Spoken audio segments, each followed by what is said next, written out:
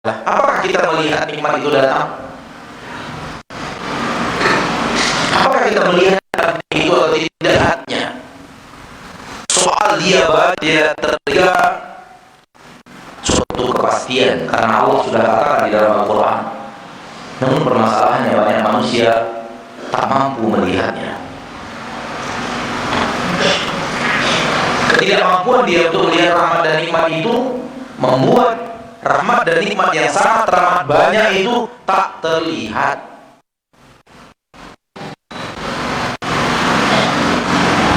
Betapa seringnya manusia itu di zaman sekarang ini, dia merasa rahmat dan nikmat Allah kalau apapun ada sedikit. Akhirnya hidup selalu mengeluh dan mengeluh. Hamba yang pandai melihat rahmat dan nikmat Allah pandai bersyukur, dan hamba yang pandai bersyukur, hamba yang hidup jauh dari mengeluh dan mengeluh. Salam kepada Nabi kita tercinta, Rasul kita yang mulia, suri tauladan kita Nabi Muhammad bin Abdullah sallallahu alaihi wasallam. Satu-satunya manusia yang kita berharap di akhirat kita dikumpulkan bersama beliau. Satu-satunya manusia. Tak ada manusia lain. Begitu sayangnya kita ke orang tua kita, namun di akhirat kita tidak berharap bisa berkumpul bersama orang tua kita. Begitu sayangnya kita kepada anak kita, kita tidak berharap untuk berkumpul bersama anak-anak kita. Allah katakan itu di dalam Al-Quran di akhir surat Abasa. Ma yafirrul mar min akhihi ummihi abihi wa sahibatihi wa ni kulli imri'in minhum yawma'idin sya'nu yughni. Pada hari itu manusia lari dari saudaranya. Nampak itu saudara saya, tidak peduli. Dia saya. Wa ummihi wa abihi, ibunya, ayahnya, itu ibu saya, nggak peduli. Menghindar dari ibu, itu ayah saya, menghindar dari ayah. Wa sahibatihi wa bani, istri dan anak-anaknya, itu istri saya, nggak peduli. Menghindar, itu anak saya, nggak peduli, menghindar. Satu-satunya manusia yang kita ingin bersama beliau di akhirat adalah Nabi kita tercinta Muhammad sallallahu alaihi wasallam.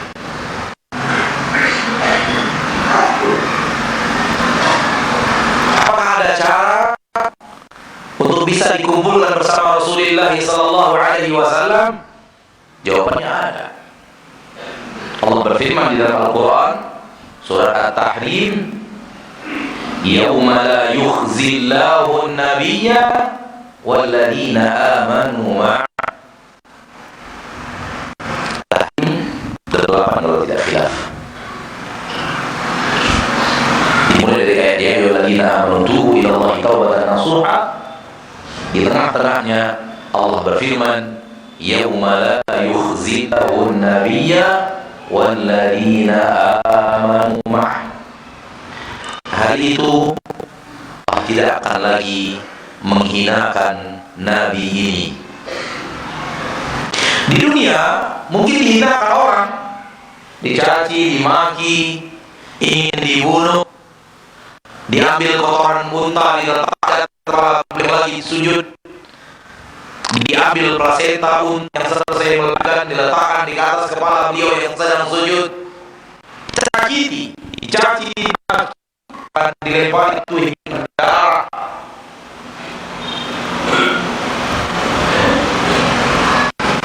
Ingin dibunuh karena di perang Uhud.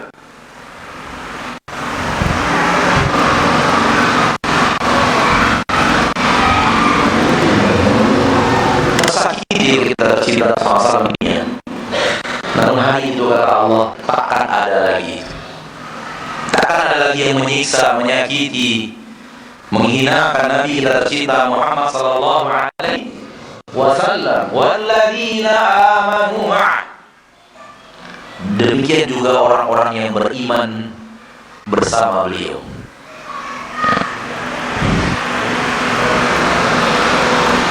Ayat ini seolah-olah Allah mengatakan keselamatan di akhirat hanya untuk Nabi dan siapa yang beriman bersamanya. Dan orang-orang yang beriman bersama Nabi itulah yang dikelompokkan Allah Ta'ala bersama Nabi di akhirat. Di dalam hadis yang sahih Bukhari dari Anas Malik, orang sahabat datang kepada Rasulullah SAW dan berkata, "Ya Rasulullah, mata sa'ah?" Wahai Rasulullah, kapankah terjadi hari kiamat itu? Rasulullah berkata, "Wa ma'adaha." Apa yang aku siapkan untuk hari akhiratmu? Ya Allah, a'dadtu lillahi wa rasulih. Aku siapkan untuk akhirat kecintaan yang tulus dari hatiku kepada Allah Rasulnya.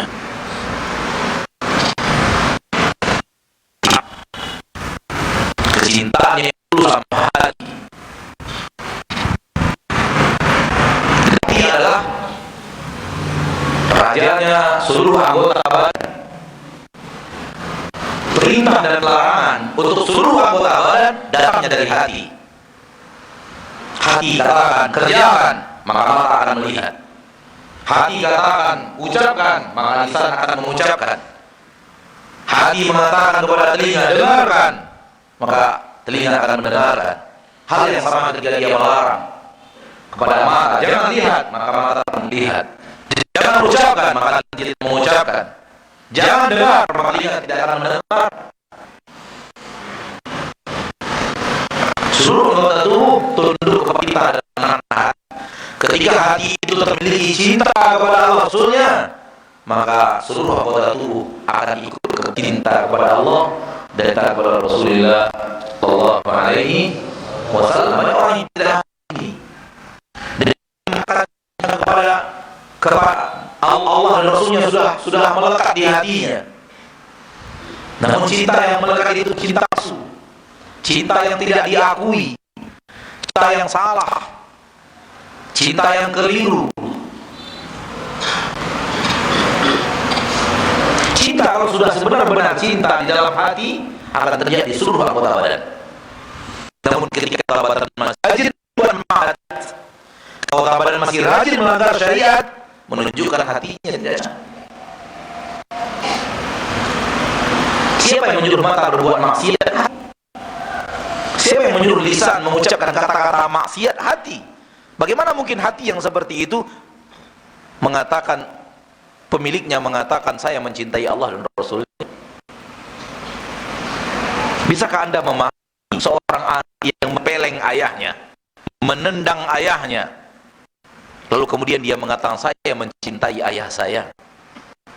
Apa gerangan yang akan Anda katakan kepada orang yang mengatakan saya cinta ayah saya, namun ayahnya ditempelengnya, ayahnya setiap hari ditendangnya, ayahnya setiap hari dicaci makinya, lalu dia katakan saya cinta kepada ayah saya? Cinta apa ini? Hal yang sama fahami ketika orang mengatakan saya cinta Allah dan cinta Rasulullah Sallallahu Alaihi Wasallam. Cinta Allah, cinta Rasul, dari matanya patuh kepada Allah dan Rasulnya, telinganya patuh kepada Allah dan Rasulnya, lisannya patuh kepada Allah dan Rasulnya, kaki dan tangannya patuh kepada Allah dan Rasulnya, kulitnya patuh kepada Allah dan Rasulnya, hidungnya patuh kepada Allah dan Rasulnya, dan hatinya patuh kepada Allah dan Rasulnya.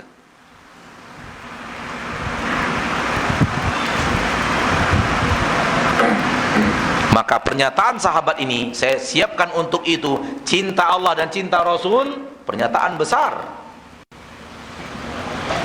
Dan Rasul tahu siapa sahabatnya itu. Rasul mengakui kecintaan sahabat kepada Allah dan kepada dirinya Sallallahu Alaihi Wasallam. Karena Rasul bergaul dengan orang tersebut, dengan sahabat tersebut, dan tahu makna kalimat cinta. Sekiranya cinta itu cinta palsu, Nabi akan mengatakan cintamu cinta palsu, cintamu cinta yang tidak ada bukti. Tetapi Rasul tahu, karena Rasul mengetahui keadaan seluruh para sahabat. Lalu Nabi mengatakan, anta ma'aman ahbabt. Di akhirat nanti engkau bersama orang-orang yang kau cintai.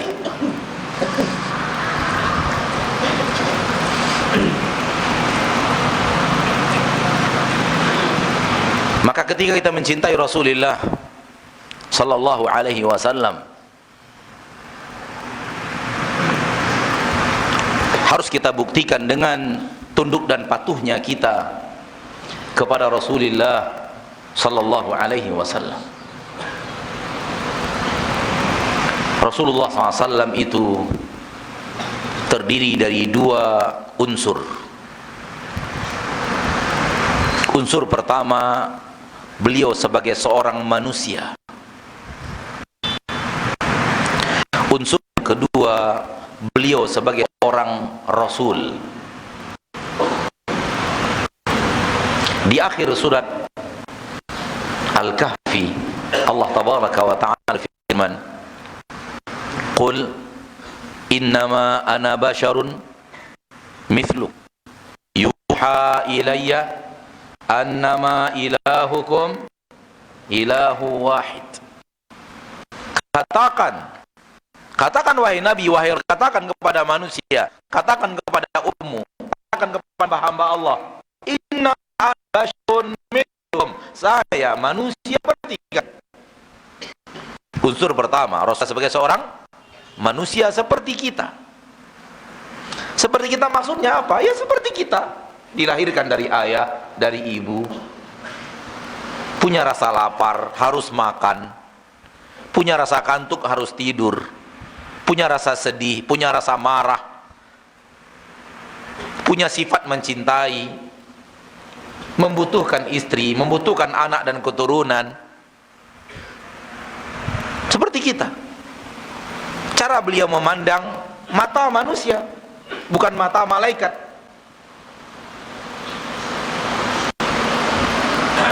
Sehingga beliau tidak bisa memandang sesuatu yang sangat jauh, nggak bisa. Secara manusiawi beliau nggak bisa. Karena mata manusia, apabila telah terbatasi oleh tembok dan dinding seperti sekarang ini, apa yang ada di balik tembok dan dinding manusia tidak bisa lihat. Itulah Rasul kita tercinta Muhammad sallallahu alaihi wasallam. Unsur pertama, beliau sebagai seorang manusia. Unsur yang kedua, aku diberi wahyu oleh Allah. Disinilah beda yang sangat beda antara kita dan Rasul kita. Dari satu sisi beliau adalah manusia, dari satu sisi beliau adalah orang yang diberi wahyu Allah, yang kita tak satu pun di antara yang diberi wahyu. Bahkan kita katakan tak satu pun selain beliau yang diberi wahyu. Tak satu pun selain Nabi Muhammad sallallahu alaihi wasallam dari umat akhir zaman diberi wahyu, enggak ada. Satu-satu yang diberi wahyu adalah Nabi Muhammad sallallahu alaihi wasallam. Kalau sebelum beliau ada banyak, sebelum beliau para nabi dan para rasul sebelum beliau banyak. Namun dari zamannya beliau sampai dunia kiamat, wajib kita yakini satu-satunya yang dapat wahyu dari Allah adalah Rasul kita tercinta Muhammad SAW. Dan jangan pernah ragu dengan keyakinan ini. Tanamkan keyakinan ini teguhnya. Kalau keyakinan ini benar-benar teguh di hati kita, tahulah kita salahnya orang yang mengatakan hatiku mendapat ilham dari Rabbku, hatiku dapat sesuatu dari Rabbku. Apa itu? Kenapa Rabbmu bisa langsung memberikan sesuatu ke hatimu? Allah ketika memberikan sesuatu ke hati manusia, itu namanya wahyu. Faham? Dan hal ini beredar di tengah manusia di zaman kita sekarang ini. Haddatsani qalbi an rabbi, sampai padaku dari hatiku dan hatiku menerima dari Rabbku. Ini orang ini yang mengatakan kalimat seperti ini, sama dia mengatakan saya Rasul Allah, sama.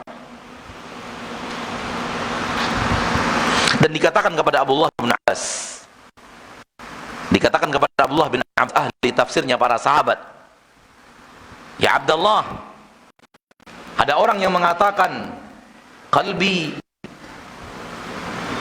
uhiya ila qalbi, diwahyukan kepada hatiku. Fama taqul, apa pendapatmu? Kata Abdullah bin Abbas apa? Shadaqa, jujur dia jujur.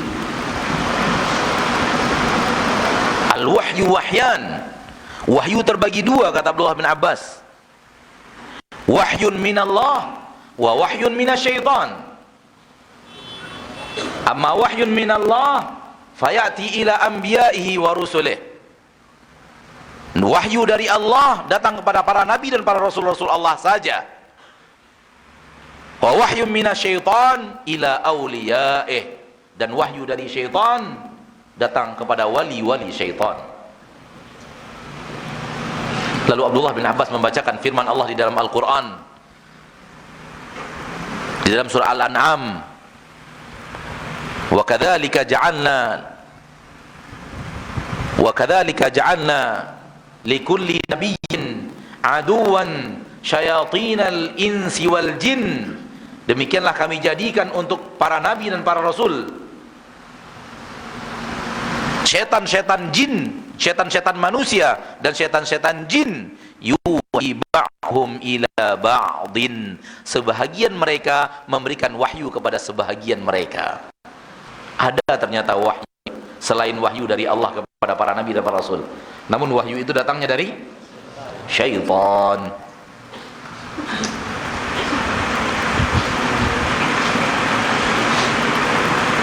Satu-satunya orang yang dapat wahyu dari Allah Nabi Muhammad sallallahu alaihi wasallam. Abu Bakar pun enggak punya, Umar pun tak punya, Utsman pun tak punya, Ali bin Abi Thalib pun tak punya. 10 orang yang masuk surga dijamin dalam satu hadis enggak punya.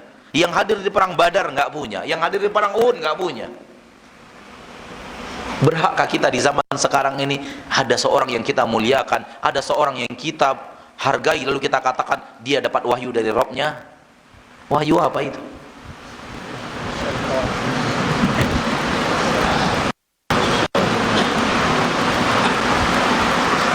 Akhi fiddin, ukhti fiddin rahimakumullah. Di zaman kita sekarang ini, zaman yang sudah terlalu jauh daripada zamannya wahyu, dan tempat kita pun tempat yang sudah sangat jauh dari tempatnya wahyu. Secara jarak waktu sudah lebih daripada 1400 tahun.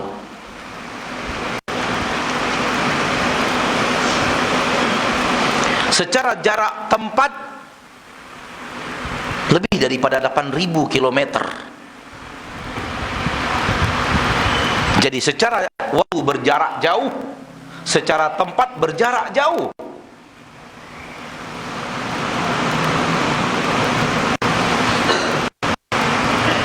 Kalau kita kaitkan jarak waktu yang sudah jauh ini dengan Nabi yang sahih, ya zamanun illa walladhi ba'dahu syarrun minhu,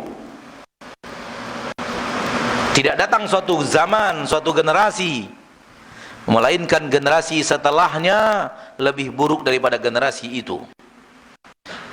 Melainkan zaman setelahnya lebih buruk daripada zaman itu.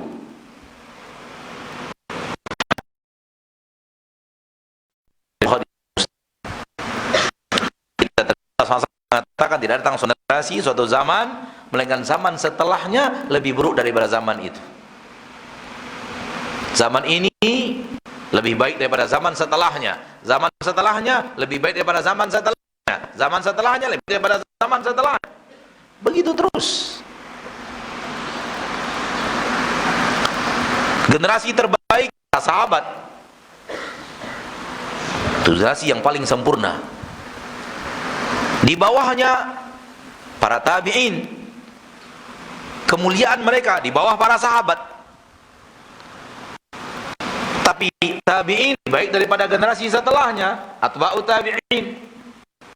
Dan ketiganya masih generasi terbaik umat Islam.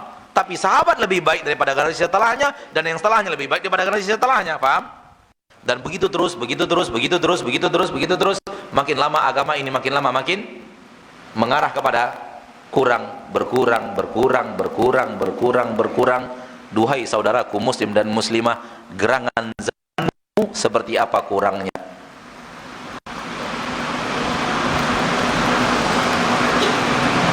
Maka wajib kita sadari bahwa tidak mungkin kita beragama secara agama totalitas, agama mayoritas. Tak mungkin mengalahkan para sahabat, tak mungkin mengalahkan para tabi'in, tak mengalahkan atba'ut tabi'in. Kita mengakui agama kita jauh lebih rendah, jauh lebih buruk dari beramanya generasi sebelum kita. Wajib kita akui itu. Kenapa? Ini hadis Rasul, datang dari seorang Rasul yang tidak berbicara dengan hawa nafsu, melainkan wahyu yang Allah wahyukan kepadanya.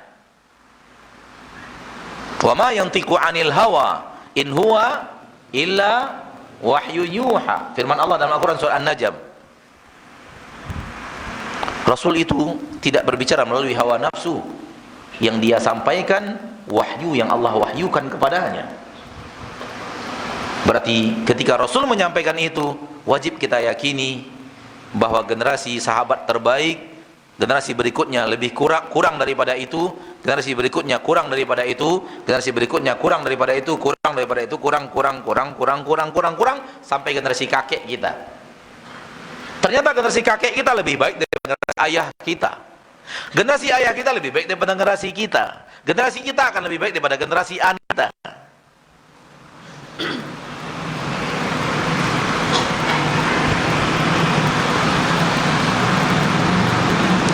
Dan sekali lagi para ulama mengingatkan, ini hukum angka mayoritas, bukan hukum individu per individu. Karena Nabi menyebut zaman. Secara individu boleh saja ada yang umat yang hidup di zaman ini, dia secara individu lebih baik daripada individu yang hidup di zaman 30 abad yang lalu. Boleh, tidak tertutup kemungkinan. Tapi hukumnya bukan hukum mayoritas, tapi hukum individu. Bisa difahami maksud hukum mayoritas? Gabungan umat ini bagaimana agamanya? Kalau antum faham ini, antum akan faham dan tertawa melihat orang yang mengatakan begini. Ada orang mengatakan begini, mungkin sampai kepada antum gaya dia berbicara. Dia mengatakan, memang Rasulullah sallallahu alaihi wasallam itu ketika ditanya oleh kaum wanita tentang sholat berjamaah, Rasul mengatakan lebih baik di rumah. Ya, ada itu. Hadisnya sahih kata mereka. Tapi Bapak Ibu perlu tahu, kondisi di zaman itu membuat wanita tidak aman keluar rumah. Di luar tidak ada listrik di malam hari, sehingga wanita bisa saja diganggu di tengah jalan menjelang dia ke masjid, bisa diperkosa dan semacamnya. Ditambah sedikit lagi, dia itu syahwat gede.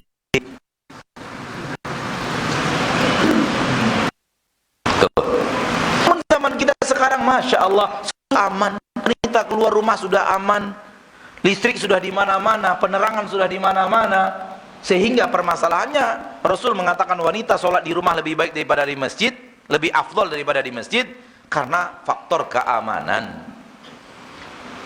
Itu yang menyebabkan Rasul mengatakan wanita lebih afdal sholat di rumah. Namun dai-dai yang tidak mengerti ini, maksud dan tujuan ini terlalu umum. Begitu Rasul mengatakan lebih baik di rumah, mereka pegang lebih baik di rumah. Tak di keamanannya, tak lihat mungkin antum dengar, mungkin Allah alam dengar apa anda tidak tahu. Tapi orang-orang seperti antum YouTube dengarlah itu.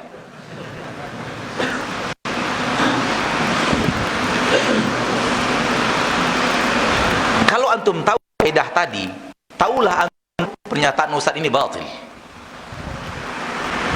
Kenapa batil?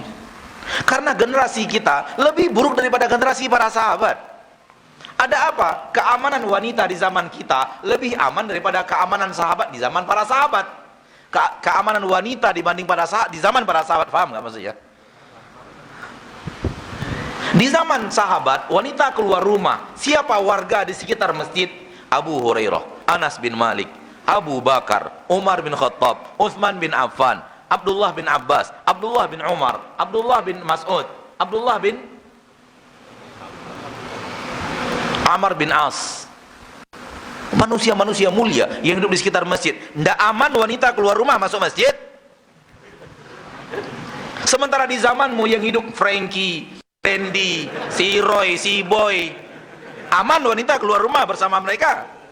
La haula wala quwata illa billah. Logika kalau sudah didahulukan dibanding syariat ininya. Sehingga mereka yang nama-nama kita sebutnya sekedar gambaran, tidak tertuju kepada individu tertentu, mereka anggap itu lebih aman bersama mereka dibanding bersama Abu Hurairah, bersama Abdullah bin Abbas, bersama Abdullah bin Umar, bersama penghafal Al-Quran, bersama ahli surga yang berjalan di permukaan bumi. Tak aman wanita keluar rumah malam hari kalau ada mereka, aman bersama kita yang ada sekarang. Di mana logikanya, subhanallah? Itulah manusia ketika tidak mau tunduk dan patuh kepada agama. Begitulah manusia ketika berdakwah inginkan ridhonya orang yang mendengar, bukan ingin ridho Allah dan ingin ridho Rasulnya. Sehingga yang paling dia sukai menyampaikan adalah apa yang disukai oleh orang yang mendengar, bukan apa yang disukai Allah dan Rasulnya. Yang ketiga yang mendengar itu ibu-ibu yang rajin ke masjid. Di zaman kita sekarang kan yang rajin ke masjid ibu-ibu loh. Nggak tahu saya kalau di Dompu ini bagaimana. Kalau di negeri saya iya, yang rajin ke masjid malah ibu-ibu. Sehingga sholat fardu jamaah itu di masjid umum ya, bukan masjid.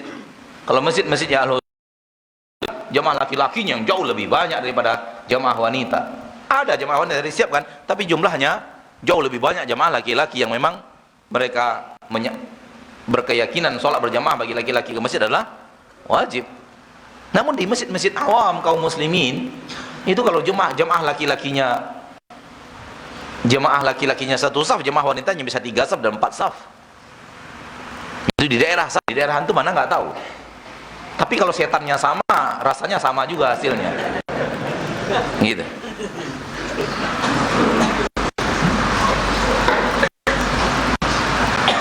Nah, ketika dia berhadapan dengan jamaah yang suka ke masjid, dan dia tahu jamaah yang suka ke masjid ini lebih suka di masjid dibanding di rumah, keluar acara yang seperti ini untuk menghibur mereka yang suka ke masjid.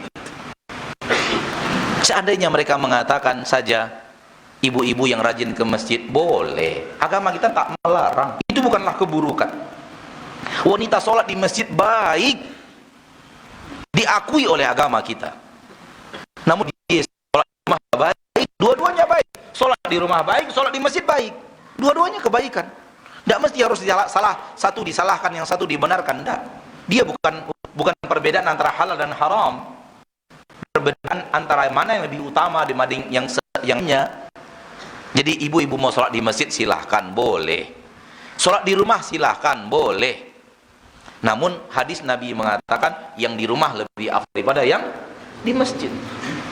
Dengan itu pun dia akui syariat Islam, dia akui hadis Rasulullah, dan dia pun tidak menyakiti hati jemaah yang suka rajin ke masjid. Adapun yang tadi coba,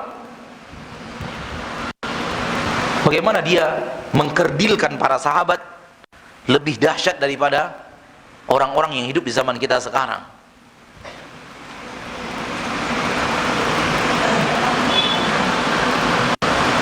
Jadi kembalilah kepada Nabi kita tercinta Muhammad sallallahu alaihi wasallam, dan kita tahu Nabi kita tercinta Muhammad sallallahu alaihi wasallam tidak meninggalkan satu perintah yang baik kecuali sudah diperintahkan, dan tidak meninggalkan satu larangan untuk yang haram kecuali Nabi sudah larang melakukannya. Ini makna kesempurnaan agama Islam yang ada di dalam Al-Quran surat Al-Ma'idah itu, ayat yang ke-3, Al-Yawma akmaltu lakum dinakum, hari ini aku telah sempurnakan untuk kalian agama kalian. Agama kalian sudah Allah agama kalian sudah sempurnakan, kata Allah. Maka kesempurnaan itu, kata Rasulullah dalam hadis yang sahih riwayat Imam Tabari, man amali faribukum ila jannah laqad marukum wa min amali yuribukum illa wa qad hayukum. Tak lagi amalan yang mendekatkan kalian ke surga melainkan semuanya telah aku perintahkan, dan tak ada lagi amalan yang mendekatkan kalian neraka melainkan semuanya telah aku larang. Anda Muhammad bin Abdullah sallallahu alaihi wasallam yang mengatakannya, tak lagi satu jalan ke surga yang belum diajarkan, tak lagi satu jalan ke neraka yang belum dilarang. Inilah kesempurnaan agama Islam. Kalau dia tidak jalan ke surga, kalau dia jalan ke surga pasti diperintah. Kalau dia jalan ke neraka pasti dilarang. Kalau dia jalan ndak ke surga, ndak ke neraka, pasti ndak ada hukumnya, alias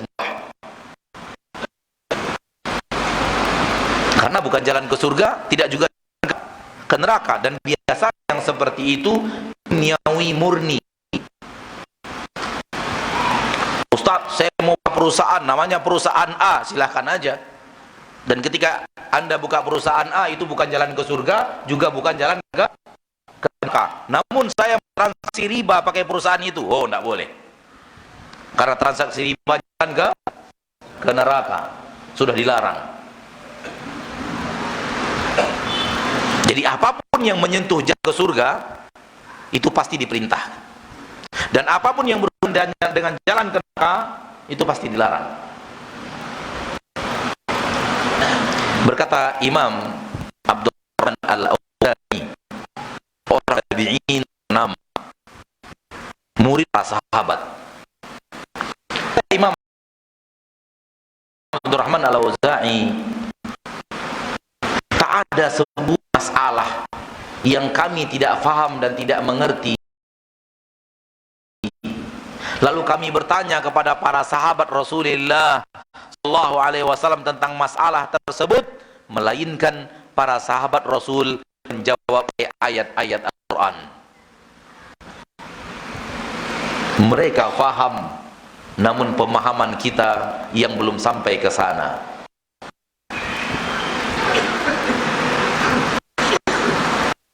Abdurrahman Al-Auza'i bukan ulama sembarang, ulama hebat. Namun kadang ada masalah agama yang beliau kurang faham. Jawabannya adalah Al-Quran. Beliau telah hafal belasan tahun yang lalu. Namun maknanya tersembunyi.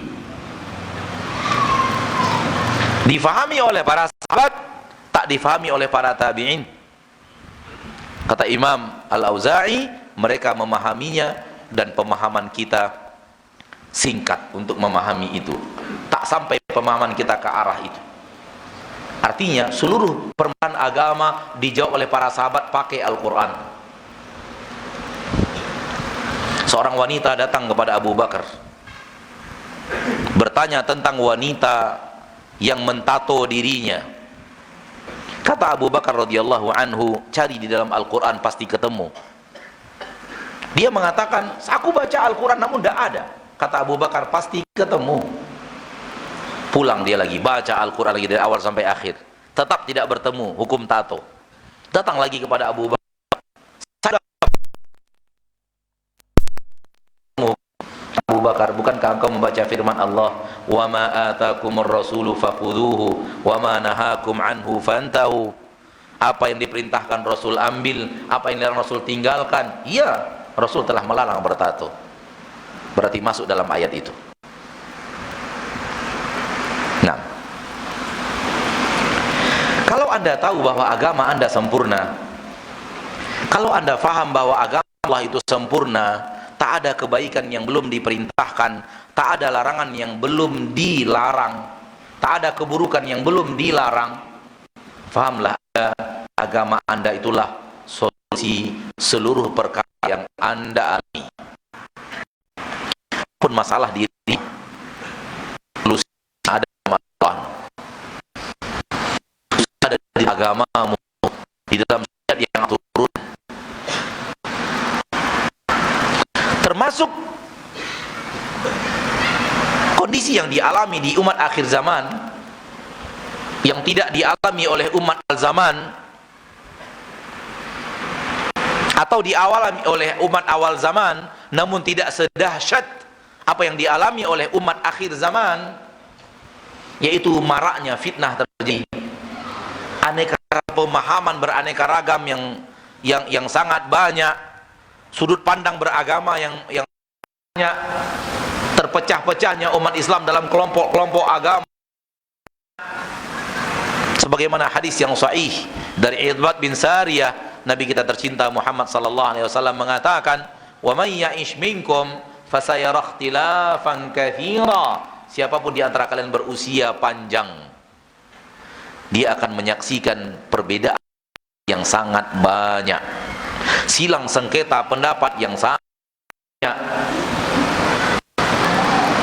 Siapapun di antara kalian berusia panjang,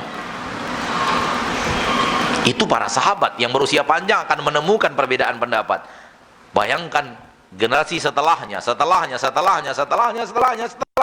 dan sampai ke kita. Tahun 2001, tahun 2001 di kota Pekanbaru, seorang ketua Majelis Ulama Indonesia Provinsi Riau menulis di halaman utama koran Orang Pekanbaru, ya, di situ beliau menulis, di Indonesia ini, di Indonesia saja sudah lebih daripada 250 aliran sesat. Di Indonesia saja. Itu bukan perkataan saya, namun perkataan Ketua Majelis Ulama Indonesia Provinsi Riau, Bapak Haji Bakhtiar Daud rahimahullah. Beliau sudah wafat. Beliau menulisnya di tahun 2001. Saya tambahkan 2001 sampai 2022, nambah lagi aliran sesatnya. Ya. Yang kedua, itu aliran sesat yang sudah keluar rekomendasi Majelis Ulama Indonesia. Ini aliran sesat stempel, stick stempel. Itu yang kena stempel itu. Yang belum kena stempel juga masih banyak. Yang belum distempel.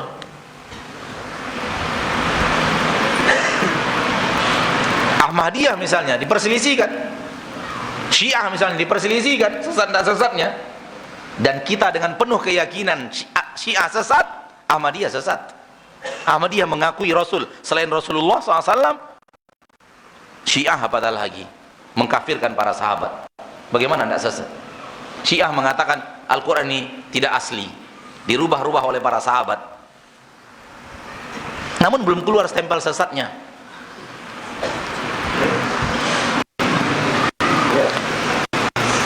Akhirnya, kalau Anda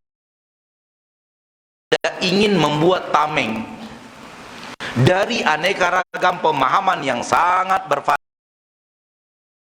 bervariasi ini, dari kesesatan beragama yang sangat banyak ini, tak ada cara selain Anda berpegang teguh dengan ayat-ayat Allah, berpegang teguh dengan hadis Rasulullah sallallahu alaihi wasallam.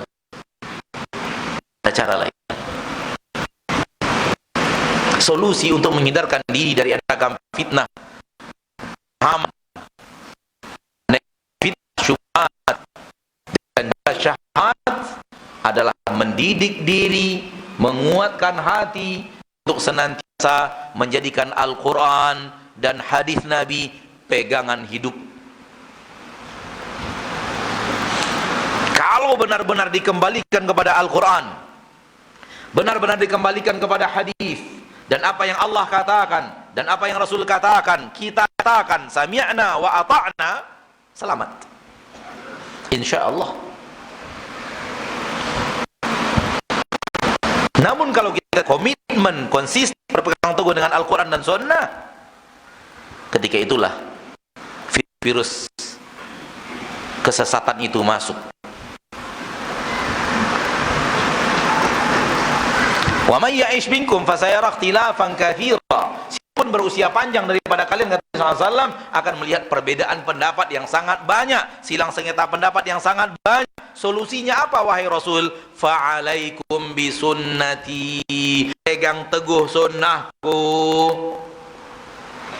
pegang teguh sunnahku. Ini solusi untuk keluar dari perbedaan pendapat yang sangat banyak. Sunnah Nabi itu apa? Sunnah Nabi kalau berdiri sendiri, maknanya yang datang kepada kita dari Nabi, apa itu soalan. Kalau sunnah Nabi berdiri satu saja dalam rasi, maka sunnah Nabi artinya siapapun yang datang kepada kita dari Nabi SAW, termasuk Al-Quran. Namun kalau sunnah Nabi, sunnah itu bergandeng dengan Al-Quran, mari kita kembali kepada Al-Quran dan sunnah. Maka Al-Quran maknanya kitabullah, dan sunnah artinya adalah hadis. Namun kalau seandainya kalimat sunnah bergandengan dengan kalimat wajib, maka yang wajib artinya yang diwajibkan Allah, yang sunnah artinya yang tidak diwajibkan Allah, namun disuruh untuk dikerjakan. Salat tahajud, puasa Senin dan Kamis dan semacamnya. Tapi kalau kalimat sunnah berdiri sendiri, artinya seluruh yang datang kepada kita dari Nabi kita tercinta Muhammad SAW. Fa'alaihi bisunnati, pegang teguh sunnah. Kita lanjutkan setelah mendengarkan kumandang adzan insyaallah taala.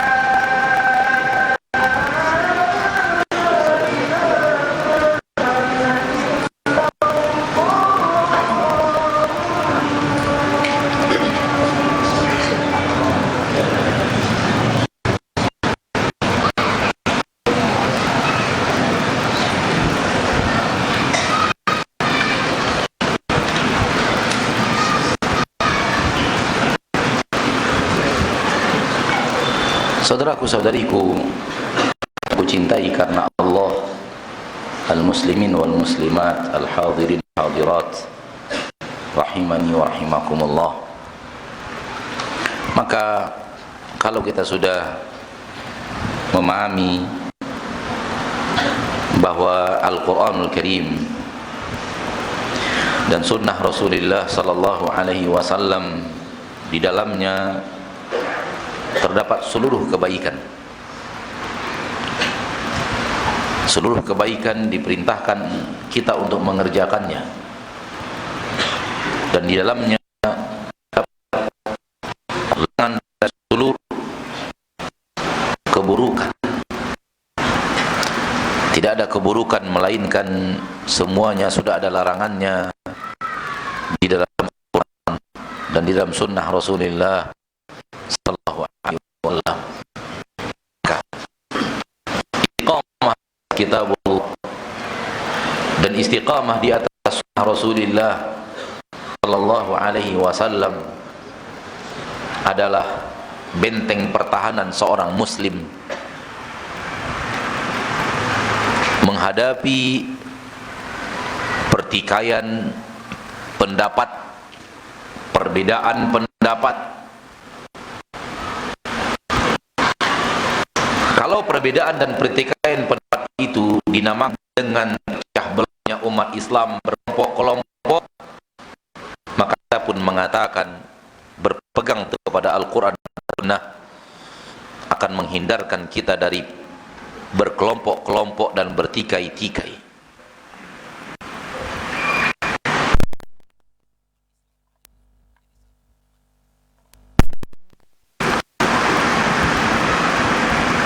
Yaitu umat Nabi Muhammad sallallahu alaihi wasallam. Dan umat Islam dilarang untuk berkelompok-kelompok dan bersekte-sekte. Dilarang. Perintah tentang bersatu dan larangan untuk berpecah belah ada di dalam Al-Quran. Allah berfirman, wa'tasimu bihablillahi jami'an wa la tafarraqu. Berpegang teguhlah kalian semuanya dengan tali Allah dan jangan berkelompok-kelompok, jangan berpecah-pecah.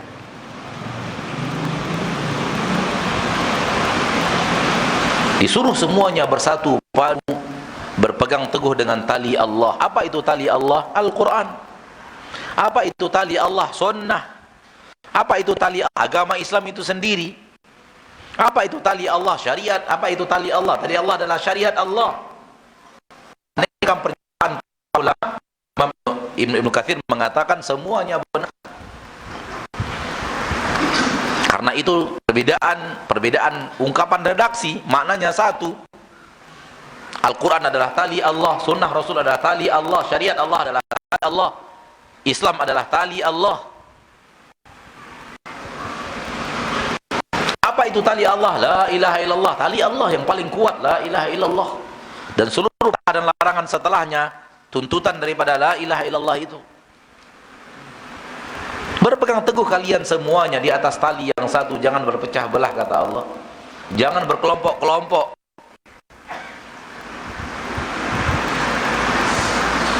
Maka kalau ingin selamat dari perbedaan pendapat, selamat dari pertikaian pemahaman, satu-satunya cara adalah pelajari Al-Quran dan Hadis dengan baik dan benar. Jadilah Anda orang yang memang memiliki ilmu yang kuat tentang Al-Quran dan Hadis, dan setelah itu amalkan ilmu yang telah Anda dapatkan dengan ilmu yang telah Anda dapat dari Al-Quran dan Hadis. Dari iqamah hadidat berilmu Al-Quran dan Hadis dan mengamalkan Al-Quran dan Hadis. Kalau seperti itu yang Anda kerjakan, Anda mengamalkan sabda Rasulullah SAW, "Fi amrani ma in tasaktum bihi lan tadillu, kitaballahi wa sunnati." Kutinggalkan kepada kalian dua perkara. Selama kalian berpegang teguh dengan dua perkara itu, selamanya kalian tidak akan pernah tersesat. Kitab Allah, Al-Quran, wa sunnati, dan sunnahku. Kalau memang berpegang teguh dengan keduanya, tak akan tersesat, kata Nabi SAW. Tak akan menjadi orang-orang yang memiliki pemahaman sesat.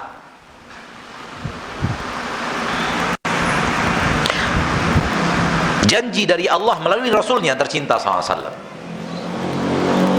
Syaratnya apa? Berpegang teguh dengan Al-Quran dan Sunnah. Berpegang teguh itu apa? Pertama, benar-benar memahami sehingga kuat di bidang ilmu, dan benar-benar diamalkan sehingga kuat di bidang amal. Kekokohan kakimu di atas ilmu dan kekokohan kakimu di atas amal, itulah orang yang berpegang teguh dengan Al-Quran dan Sunnah, dan itulah orang yang akan selamat di zaman fitnah.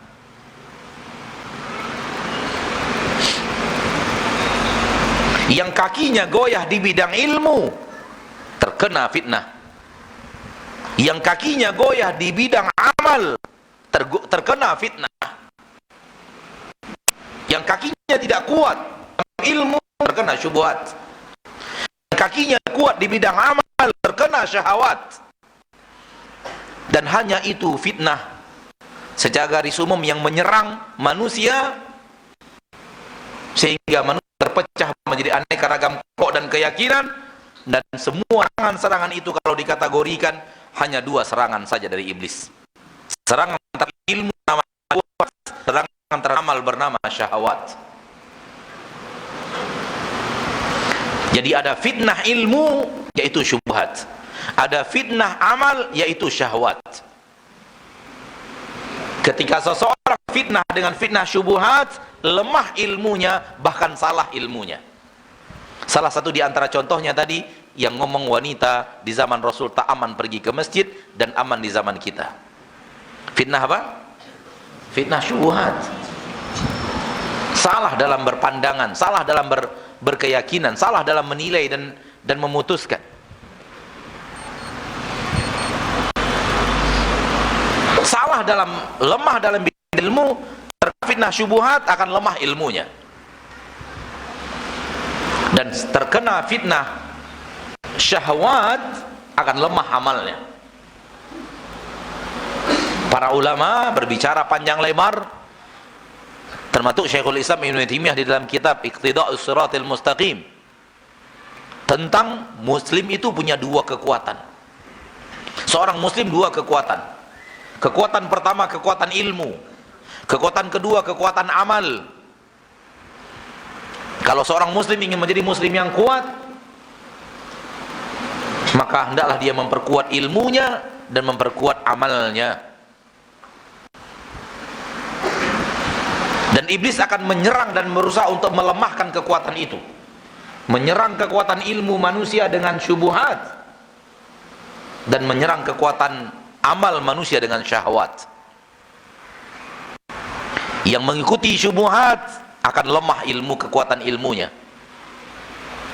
dan yang mengikuti syahwat akan lemah kekuatan amalnya.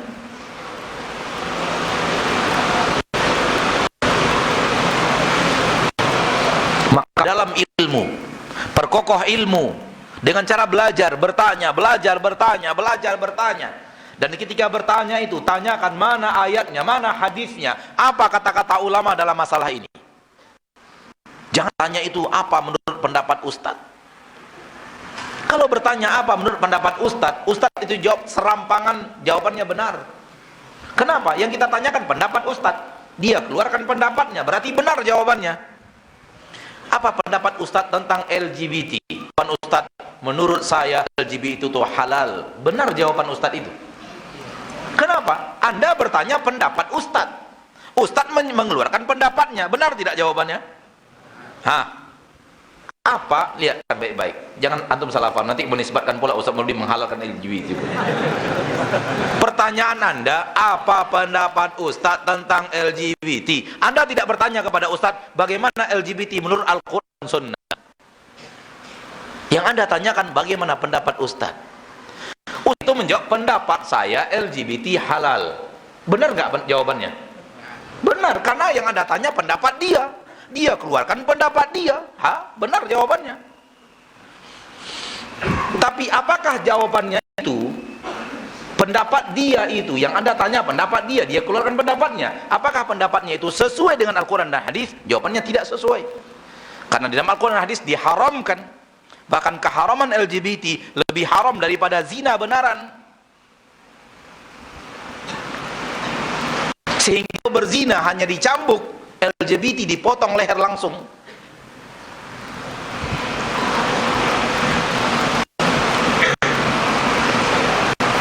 Lebih dahsyat.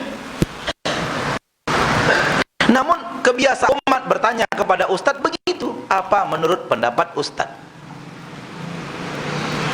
Saya mengompori kaum muslimin dari pedium ini. Siapapun yang mendengarkan kajian kita sekarang ini, saya kompori. Kalau bertanya agama kepada siapapun, kepada saya, kepada siapapun, jangan tanya pendapat ustadz bagaimana. Karena kalau datanya pendapat ustadz, dia jawab apapun jawabannya benar. Karena yang Anda tanya pendapat dia keluarkan pendapat, maka dia menjawab yang benar. Tapi tanyakan bagaimana masalah ini apabila ditinjau dari Al-Quran dan hadis. Apakah masalah ini dalam Al-Quran dan hadis dihalalkan atau diharamkan? Faham maksudnya? Sehingga Anda minta Al-Quran dan hadisnya kepada ustadz itu, bukan minta pendapat ustadz itu. Kalau masalah-masalah dunia Anda minta pendapat ustadz, bolehlah. Ustadz, misalnya antum datang ke salah seorang ustadz di Dompu ini, lalu kemudian antum tanya, ustadz, anak saya tamat SD, ada 3 sekolah, minta pendapat ustadz, bagusnya disekolahkan kemana? Bolehlah itu pendapat ustadz. Sekolah mana yang dia rekomendasi untuk anak antum sekolah? Atau antum bilang, saya akan kirim anak saya ke Jawa ustadz untuk belajar ilmu agama, menurut ustadz sekolah mana yang bagus saya sekolahkan anak saya? Boleh. Masalah dunia kok. Atau antum tanya ustadz, ustadz saya ingin membeli mobil apa yang ustadz rekomendasi? Bolehlah itu. Tapi masalah haram tak kembali kepada ustadz, kembalinya ke Quran dan sunnah. Makanya kepada Al-Quran dan sunnah, jangan tanyakan pendapat ustadz. Kalau antum jeli melihat pertanyaan banyak orang di zaman sekarang, terutama orang yang memiliki kekuatan berpegang dengan Al-Quran dan sunnah, rata-rata pertanyaan mereka, bagaimana menurut ustadz? Bagaimana menurut ustadz? Bagaimana menurut ustadz? Pertanyaan mereka menunjukkan tidak berpegangan dan tidak berpegang teguhnya kepada Al-Quran dan sunnah, sehingga terbuai oleh pendapat manusia. Kalau ada ustadz yang ditanya masalah syariat, lalu dia katakan tidak ada di dalam Al-Quran, tidak ada di dalam hadis, fahamlah kita ustadz itu nggak ngerti syariat. Kenapa? Karena sudah mengatakan semuanya lengkap. Mana mungkin Al-Quran hadis tidak ada jawabannya? Ada tuh orang yang entah mana kita menyebutnya, dia mengatakan saya menantang siapapun yang mengharamkan rokok, tolong datangkan satu ayat nih, saya pegang Al-Quran, datangkan satu ayat mengharamkan rokok, karena saya sudah baca dari awal sampai akhir berulang-ulang tak ada tentang mengharamkan rokok. Saya tantang yang mengharamkan rokok. Subhanallah, perkataan makin menunjukkan bahwa engkau tidak mengerti Al-Quran. Namun dia merasa dia mengerti Al-Quran. Tak ada pengharaman rokok di dalam hadis Nabi katanya. Ya akhi, segudang ayat, segudang hadis bisa kita gunakan untuk mengharamkan rokok. Nabi mengatakan la darara wa la dirar. Tak boleh memberikan mudarat kepada dirimu sendiri, tak boleh memberikan mudarat kepada orang lain. Rokok masuk kedua-duanya. Antum berikan mudarat kepada diri sendiri, orang lain aman, haram. Antum berikan mudarat kepada orang lain, diri antum aman, haram. Antum berikan mudarat kepada diri sendiri, berikan mudarat kepada orang lain, double haramnya. Rokok masuk di double itu. Jangan mubazir, rokok masuk di dalamnya. Jangan campakkan diri kalian kepada kebinasaan, rokok masuk di dalamnya. Jangan zolimi saudaramu, rokok masuk di dalamnya.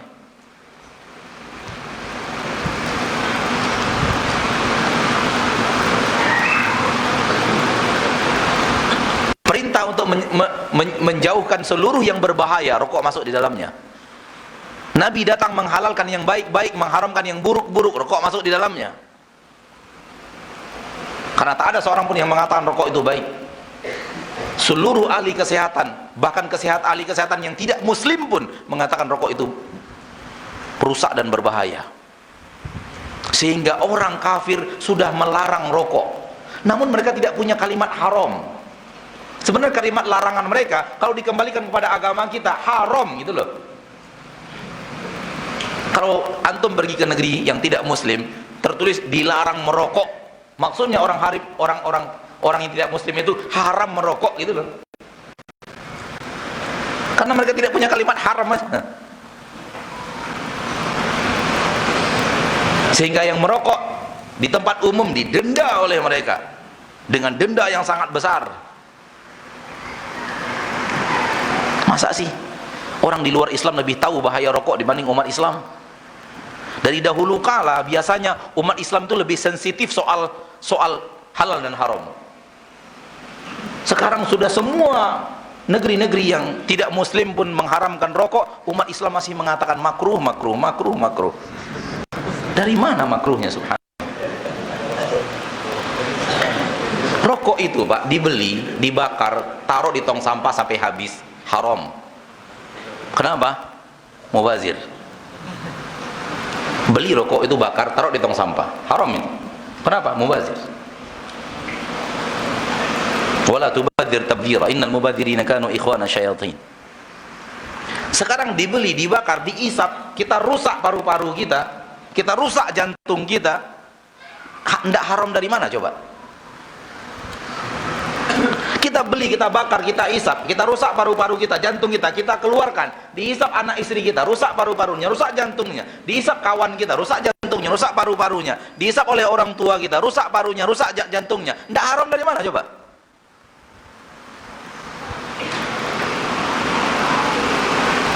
Kenapa orang ini sampai berani mengatakan saya tantang yang mau mengharamkan rokok?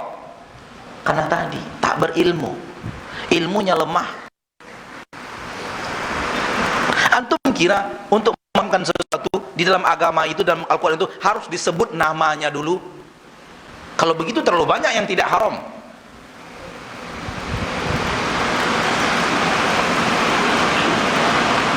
Karena tidak semua kejadian sudah terjadi di zaman Nabi dan para sahabat, sehingga wujudnya ada di zaman Nabi dan sahabat, dan hadisnya jelas dan tegas dalam buku tersebut. Ini banyak panjang, bukan ini kesempatan kita untuk membicarakannya. Ala kulli hal, saya ingin mengatakan lemahnya ilmu membuat orang ini berani menghalalkan rokok, bahkan menantang orang-orang yang mengharamkan rokok.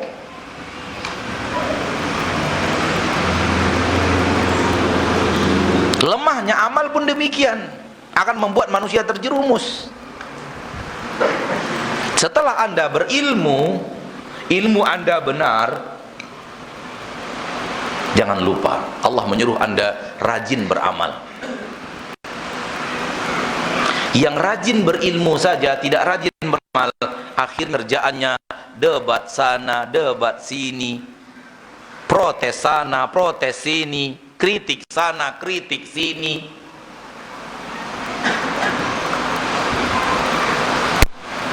Keluarkan pendapat di sana dan di sini. Mendadak menjadi ustadz online,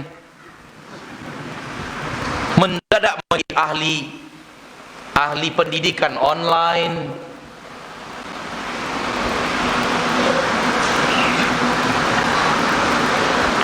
Ini orang-orang yang kerjaannya kritik sana, kritik sini, keluarkan pendapat sana, keluarkan pendapat sini.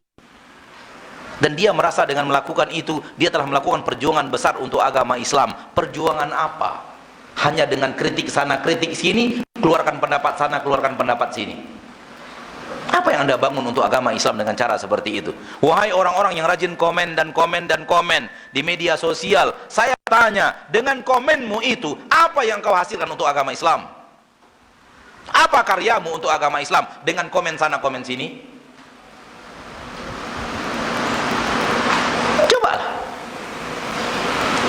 Kalau dia benar-benar beramal, ada buah karyanya, Dia mengamalkan ini, lahir pesantren. Dia mengamalkan ini, tegak radio, menyuarakan Al-Quran dan Sunnah. Dia mengamalkan ini. Masya Allah, halaqah tahfiz Al-Quran semakin banyak di Dompu ini. Ini dia orang beramal, ada buahnya. Buah apa yang didapatkan dari komen sana komen sini, bantah sana bantah sini, kritik sana kritik sini? Apa buahnya coba? Saya belum menemukan satu buah pun, selain pertikaian, perbedaan, caci maki. Fahamlah kita, itu bukan jalan amal. Itu adalah syahwat. Anda ingin pendapatmu didengar orang, Anda ingin menang dalam perdebatan, Anda ingin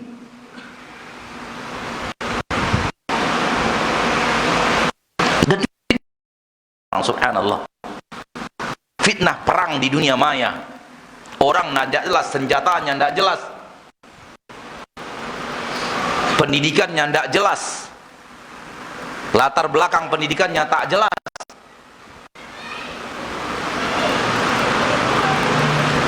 Dan hanya orang-orang yang kurang amal, yang waktunya tak digunakan untuk beramal, yang menyibukkan diri untuk hal-hal yang seperti itu. Namun orang yang sedang beramal tidak punya waktu untuk itu. Waktunya untuk beramal saja kurang menurut dia, apalagi untuk orang-orang gak jelas itu.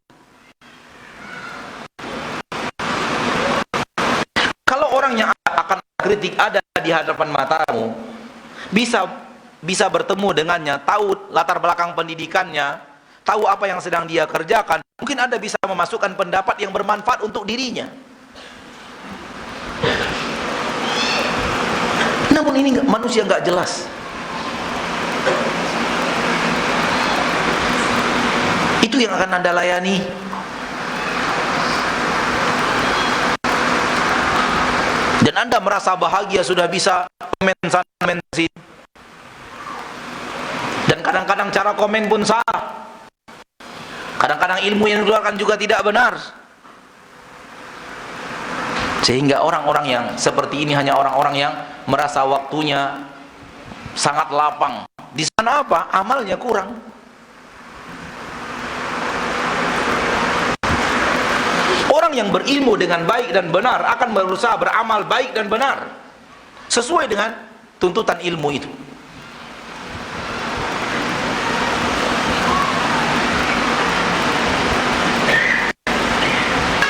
Maka belajarlah dengan baik dan benar, dan amalkan dengan baik dan benar, dan engkau akan menjadi muslim yang kuat.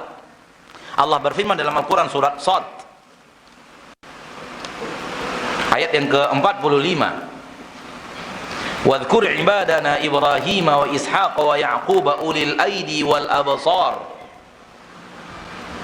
Ingatlah hamba-hamba kami Ibrahim, Ishaq dan Ya'qub. Mereka adalah orang-orang yang memiliki kekuatan dan orang-orang yang memiliki pandangan. Silahkan kembali kepada tafsir ayat ini. Maknanya orang yang memiliki kekuatan beramal. Mereka adalah orang-orang yang rajin beramal, memiliki pandangan. Mereka adalah orang-orang yang memiliki basirah yang nafidah, pandangan ilmu yang sangat tajam, sehingga kuat dalam beramal, kuat dalam ilmu. Dengan ini Allah memuji para nabi dan para rasul. Di dalam Al-Quran surat Shad ayat yang ke-45 dipuji Nabi Ibrahim, dipuji Nabi Ishaq, Nabi Ya'qub, karena mereka orang-orang yang kuat. Maksudnya kuat beramal karena mereka adalah orang yang memiliki pandangan dalam ilmu.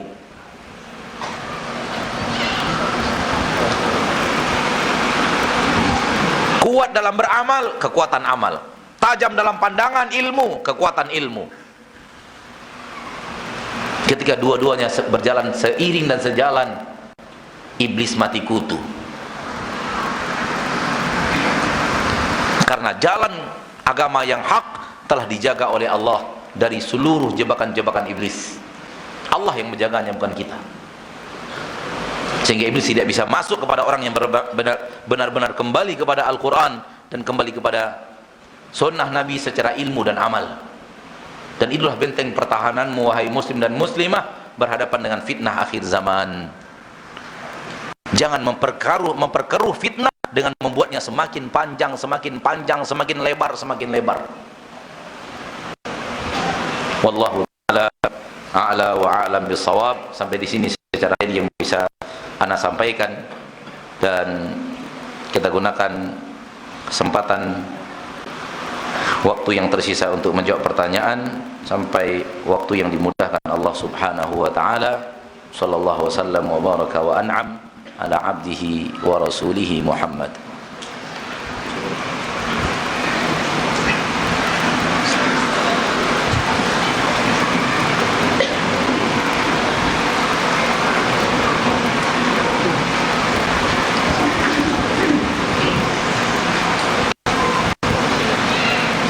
Bagaimana cara mengetahui seorang dai benar-benar membawa Al-Quran dan Sunnah dengan benar? Dengan ilmu. Anda sudah katakan tadi, dengan ilmu. Dengan rajin belajar ilmu, rajin belajar ilmu, ikhlas mencari ilmu, mengamalkan ilmu. Yakinlah, percayalah, dengan rajin Anda menimba ilmu, semakin rajin Anda menimba ilmu, semakin nampak mana dai-dai yang benar-benar membawa ilmu, mana dai-dai yang tidak membawa ilmu. Nampak itu nanti. Oleh karena itu, saya katakan tadi, kalau bertanya, tanyakan mana ayatnya, mana hadisnya. Kalau dai yang dia belajar dulu baru ngomong, walaupun dia sampaikan sebuah ayat, sebuah kalimat tanpa Al-Quran dan hadis, seketika dia ditanya mana ayat, mana hadisnya, dia jawab. Seketika itu dia bisa jawab. Kenapa? Dia tidak akan mengeluarkan pendapat tanpa Al-Quran dan hadis. Tetapi orang yang tidak belajar Al-Quran dan hadis, dan dia hanya sekedar ngomong, ketika ditanya mana ayatnya, mana hadisnya, ketika itu dia akan kelimpungan. Ada, tapi saya lupa ada di mana. Saya baca di sebuah buku, tapi saya lupa bukunya. Nanti saya lihat dulu. Minggu depan insya Allah tanya lagi. Minggu depan kita lagi. Oh, lupa lagi saya. Karena seorang dai yang benar mempelajari Al-Quran dan hadis, diharamkan bicara kalau dia belum tahu ada ayatnya atau hadisnya. Dia tahu persis itu. Seorang dai yang benar-benar mengajak kepada Al-Quran dan hadis, dia tahu persis. Dia diharamkan berpendapat dalam masalah ayat yang dia pernah pelajari di dalam Al-Quran dan Sunnah. Jadi apapun dia katakan, sudah dia katakan, pasti dia punya ilmunya, ada ayat atau hadisnya, atau minimal para ulama itu adalah masalah nawazil. Jadi seketika Anda tanya mana ayatnya, mana hadisnya, langsung keluar. Kenapa? Karena apa yang dia bawa tadi sebenarnya buah daripada mempelajari Al-Quran dan Sunnah. Bukan niru-niru orang, tapi berasal dari ilmu yang ketika antum belajar, semakin nampak, oh iya, oh benar, oh nanti. Tetapi kalau antum tidak kembali ke Al-Quran dan Sunnah, antum sendiri tidak belajar, lalu antum ingin mencari mana yang benar, mana yang tidak benar, selamat bingung. Antum sendiri tidak punya pijakan yang bagus dalam ilmu, lalu ingin menilai mana yang benar, mana yang salah. Ya akhi, yang bisa menilai mana yang benar, mana yang salah, orang yang lebih tinggi daripada dirinya. Adapun antum menilai orang yang lebih tinggi dari antum, salah. Mana ada juri lebih bodoh daripada peserta? Mana ada juri yang lebih bodoh dari peserta? Juri tugasnya apa? Menilai. Ada nggak juri lebih bodoh dari peserta? Nggak ada. Semua juri harus lebih pintar dari peserta. Kalau Anda ingin menilai sesuatu, Anda harus di atas mereka ilmu Anda.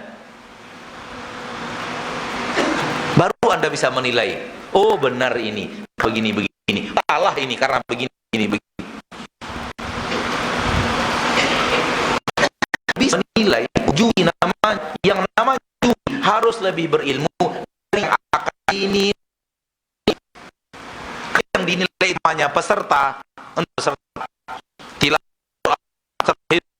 jurinya harus lebih daripada peserta.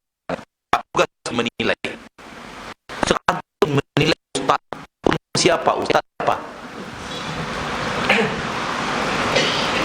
Maka ketika kita berada ilmu kita jauh di bawah ustaz, Lalu ini mengeluarkan pendapat menilai ustaz.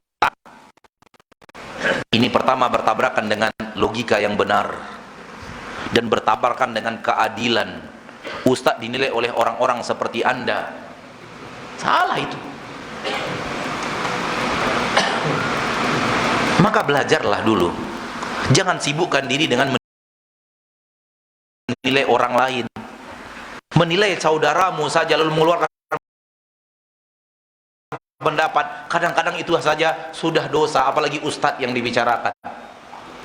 Menurut pendapat saya ustadz ini nggak benar, ini begini.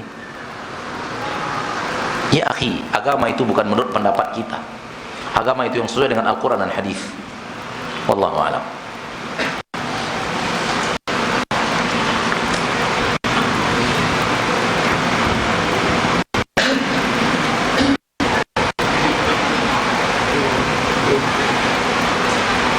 Mohon penjelasannya Ustaz berdasarkan kacamata Al-Quran dan Hadis dan tinjauan syariat. Udah terprovokasi ini. Saya tadi memprovokasi ya. Ini sudah hasil provokasinya, udah nampak ini. Pertanyaan. Mohon penjelasannya Ustaz berdasarkan kacamata Al-Quran dan Hadis atau tinjauan syariat tentang sebahagian dari kaum muslimin yang rajin memposting segala sesuatu di media sosial. Mereka tanpa ada filter dan berhati-hati terhadap fitnah di tengah masyarakat. Menurut pendapat antum yang bertanya ini gimana ya? Saya mulai pendapat antum lagi nanya. Saya ingin menilai pendapat antum. Karena menurut saya dari gaya antum nulis, antum nggak setuju dengan gaya orang itu. Cuman antum hanya ingin menggunakan ustadz saja. Dengan gaya tulisan antum, ana yakin antum nggak setuju dengan gaya mereka. Tapi antum tulis, pandai nulis tulisan menurut kacamata syariat. Bagaimana orang begini. Tulisan antum, ana yakin tulisan antum ini menunjukkan antum nggak setuju dengan gaya itu. Kalau sudah punya keputusan tak setuju dengan gaya itu, jangan provokasi ustadz untuk membesar-besarkannya.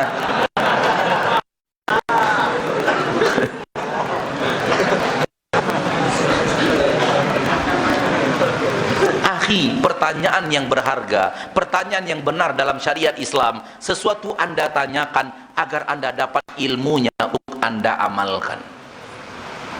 Kalau hanya sekedar nanya-nanya saja, itu pertanyaan terlarang. Maka menurut kacamata syariat, pertanyaan Anda terlarang. Karena Anda tidak bertanya untuk diamalkan, Anda bertanya untuk nembak orang lain. Agama Islam ini bukan tembak-tembakan.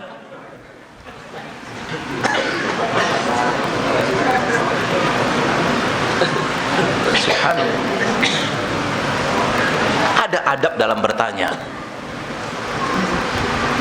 Dan pertanyaan yang benar adalah pertanyaan karena kita tidak tahu. Lalu kita ingin bertanya agar kita tahu. Setelah kita tahu, kita beramal. Di sini kita bisa melihat ini pertanyaan benar-benar pertanyaan. Ada pertanyaan semisal ini. Ini bukan pertanyaan untuk karena dia tidak tahu lalu bertanya, bukan. Dia sudah tahu tapi nanya. Apa tujuannya? Anda sudah tahu tapi nanya, apa tujuannya? Oh, ternyata antara dia dan seseorang di media sosial bermasalah. Dan dia tahu teman yang bermasalah itu hadir di majelis kali ini. Sengaja dia tanyakan ini agar pendapat ustadz itu sesuai dengan pendapat dia. Nanti tinggal besok ketemu sama temannya itu, tinggal mengatakan, tuh kan.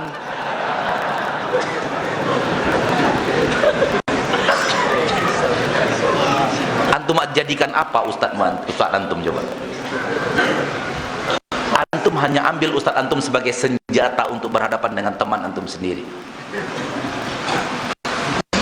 Dengan cara seperti, kalau memang itu yang terjadi, antum sangat tidak berakhlak kepada guru antum. Dalam loh masalah ini, nggak sembarangan. Karena zaman kita sekarang zaman tempur-tempuran. Saya nasihati dia, dia tidak mau terima, tolong keluarkan dalil Ustaz. Dia Dia sebenarnya tak perlu. Dia udah tahu hukumnya. Ini menurut hemat saya ya. Menhemat saya terhadap yang bertanya ini, menurut firasat saya tentang pertanyaannya, melihat gaya bertanyanya, dia sudah tahu jawabannya. Kalau sudah tahu yang jawabannya, amalkan saja. Nah, akhirnya tanya untuk berdebat, agama ini bukan perdebatan. Agama ini untuk diamalkan. Semoga ini bermanfaat bagi antum untuk kedepannya. Jangan gunakan ustadz untuk hal-hal yang seperti itu. Kadang-kadang masalah suami istri, ustadz bagaimana kalau istrinya begini. Padahal dia sudah tahu hukumnya. Dia hanya ingin ustadz mengatakan itu tidak boleh secara syariat, itu istri yang melanggar tangga. Tujuan dia nanti pulang ke rumah ngomong sama istrinya, tuh kamu dengar enggak tadi pengajian kayak apa? Besok giliran istri yang lapor, bagaimana kalau suami begini ustadz, begini. Ini yang salah, amal yang salah, suami tidak akan bertemu.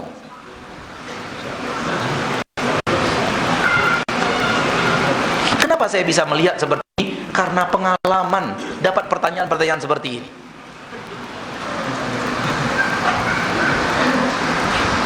Maka pertanyaan yang benar, pertanyaan yang Anda tidak tahu dan Anda ingin tahu, itu ingin tahu, ini benar, ini apa sebenarnya ini Ustaz? Saya nggak paham masalah ini. Saya nggak ngerti harus bagaimana ini Ustaz. Dan setelah Anda tahu begini, untuk diamal. Adapun ini enggak kayaknya. Namun karena ngarang itu pandai ngarang, redaksinya luar biasa. Nah, hati-hati ke depan. Bertanyalah pertanyaan yang ingin Anda amal, bukan ingin Anda perdebatkan.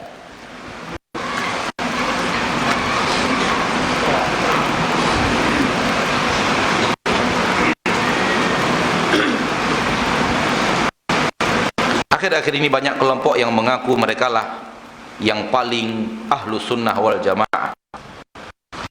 Apa ciri-ciri ahlu sunnah wal jamaah yang sebenarnya Ustaz?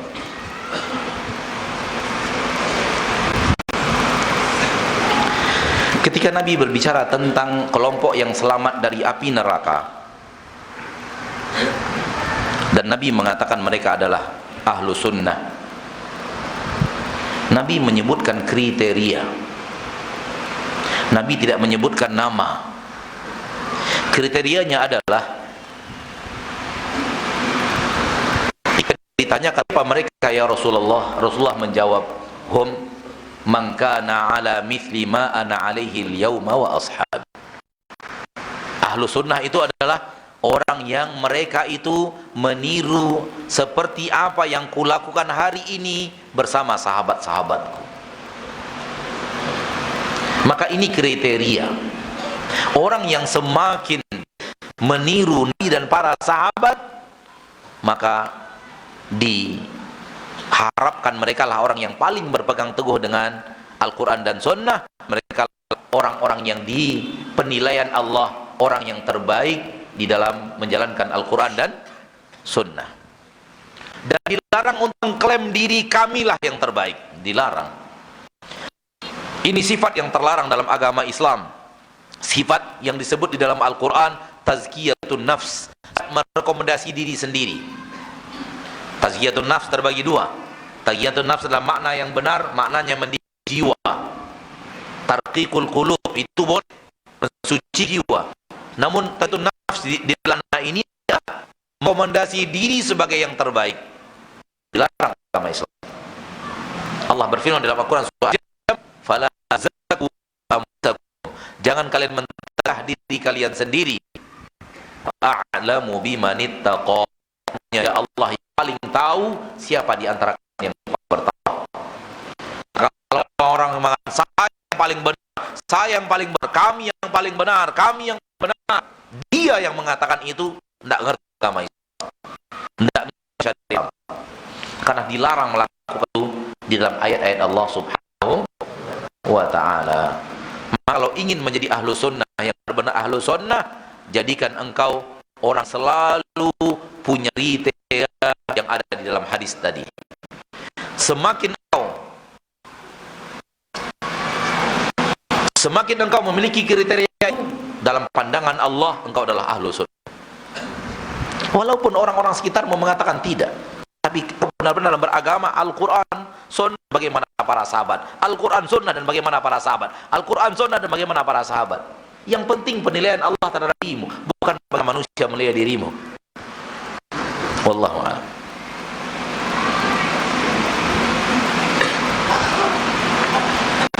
Ustaz, saya mau nikah lagi, tapi saya takut sama istri. Apakah boleh saya nikah tanpa sepengetahuan istri? Ini kok pertanyaan ini yang masuk ini. Ini kita bicara syubhat, syahwat, nikah sih. Anda nggak mau jawab. Lanjut pertanyaan berikutnya. Anda hanya jawab sedikit saja. Memang untuk menikah yang kedua tidak wajib harus dapat persetujuan dari istri pertama. Tidak wajib, memang tidak wajib. Artinya bukan berarti kalau Anda nikah lagi kemudian istri pertama tidak setuju berarti pernikahan kedua batal, tak sah. Bukan, tetap sah. Namun itu bukan perintah untuk nikah diam-diam. Paham? Kenapa? Ketika Anda sudah menikah lagi, maka istri pertama dan istri kedua haknya sama. Kalau Anda nginap di istri pertama 2 malam, harus nginap di istri kedua 2 malam. Kalau 3 malam di istri pertama, harus 3 malam di istri yang kedua. Bagaimana caranya kalau diam-diam? Coba. Caranya gimana coba? Coba carikan saya cara yang benar mengamalkannya diam-diam dan adil. 2 malam di sini, 2 malam di sini. 2 malam di sini, 2 malam di sini. Dan tanpa dusta. Bang, kemana ini bang? Jawabannya apa?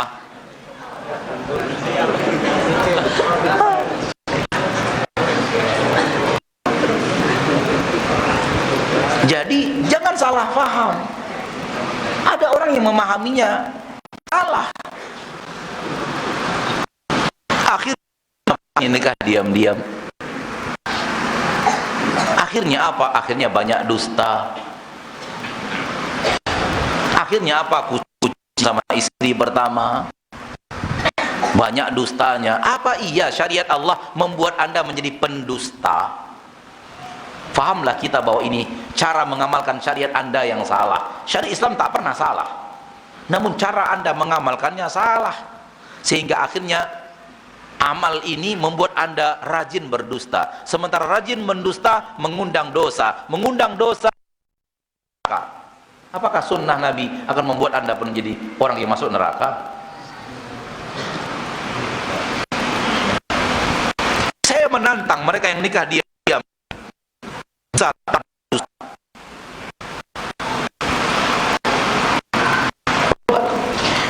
Bagaimana caranya? Tanpa diam tapi nggak pakai dusta. Selama-lamanya nggak ada dusta, tapi pertama tetap tahu dan bisa berlaku adil. Coba gimana caranya? Saya yang tidak terlalu cerdas ini belum dapat. Mungkin antum terlalu ada caranya gitu.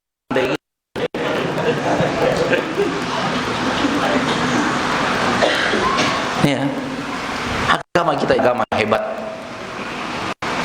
Pisahkan satu kebatilan tanpa diberantas, dan satu kebatilan paling besar yang diberantas oleh Allah dan Rasulnya adalah dusta.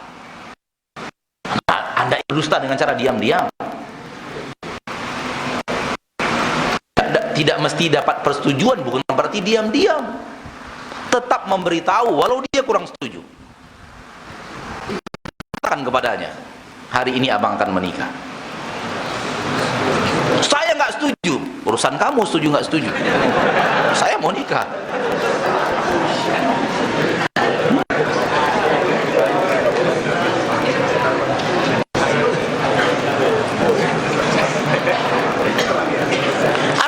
Mau enaknya, tidak mau rumitnya.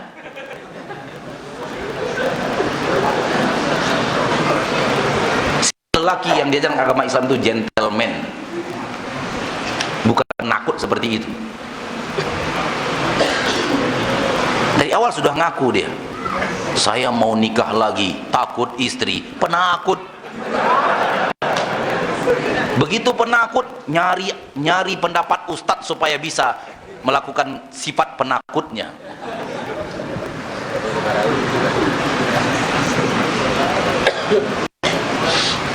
Maka harus gentleman, harus berani berbuat, berani bertanggung jawab, berani melakukannya terang-terangan. Diam-diam itu ciri-ciri dosa loh Pak. Apa kata Nabi SAW tentang dosa? Wal ithmu ma haka fi sadri wa taraddada fi sadri wa karihta an yattali alaihi nas. Dosa itu hati ini gelisah dan engkau tidak mau orang lain tahu. Itu dia dosa. Dan Anda sekarang ingin melakukan agama Allah, tak ingin orang lain tahu. Itu bukan agama Allah dengan cara yang seperti itu. Ya. Wallahu a'lam. Ma hiya ahammiyatul lughatil arabiyyah fil Islam wa hal hiya wajibatun alaina wa hal wajibun alaina linadrusal lughatal arabiyyah.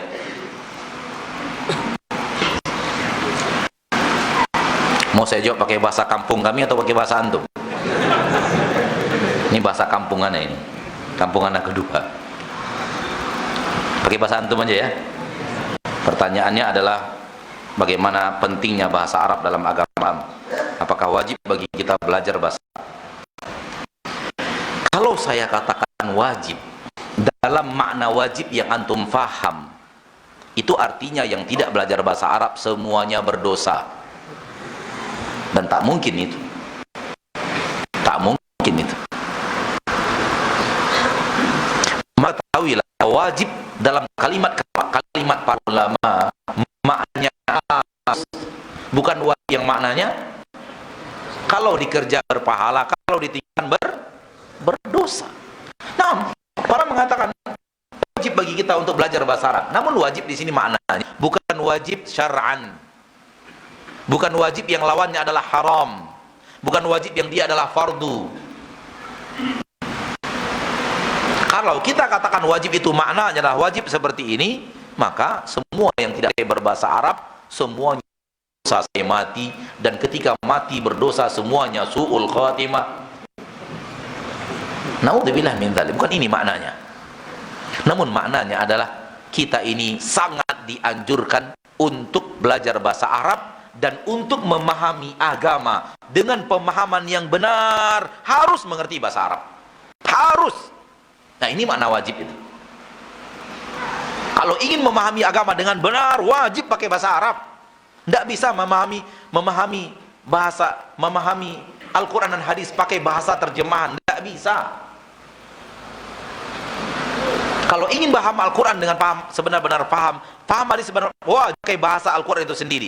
Wajib di sini bukan wajib syar'an. Namun wajib maknanya harus pakai bahasa Arab itu sendiri.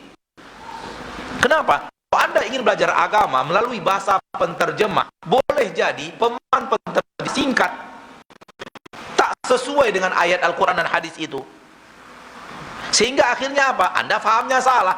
Kenapa? Anda memahami bahasa penterjemah, bukan bahasa Al-Quran dan Sunnah. Contoh, satu contoh saja.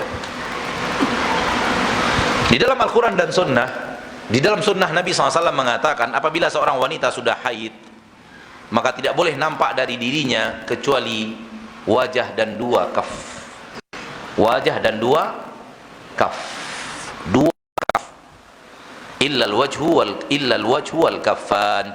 Illal wajha wal kaffain. Kecuali wajah dan kaf. Apa itu kaf? Ini dia kaf. Nah, ini kaf nih. Semuanya adalah kaf dalam bahasa Arab. Kata Nabi, apabila wanita sudah haid, tak boleh nampak dari tubuhnya kecuali wajah saja dan dua kaf. Itu dia kaf dalam bahasa Arab. Bahasa Arab itu, Pak, dari sini sampai sini disebut usbu', jari. Dari sini sampai sini disebut kaf. Kaf semuanya. Dari sini sampai di sini disebut sa'id. Dari sini sampai sini. Dari sini sampai sini disebut zira'. Dari sini sampai sini disebut adud. Dari sini sampai sini disebut yadun.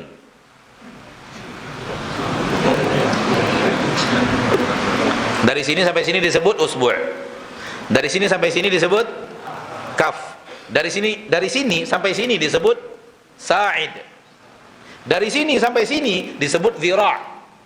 Dari sini sampai sini disebut adud. Dari sini sampai sini disebut yadun.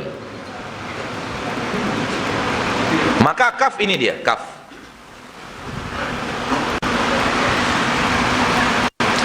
Datang penterjemah, baca hadis Nabi, buat terjemahan.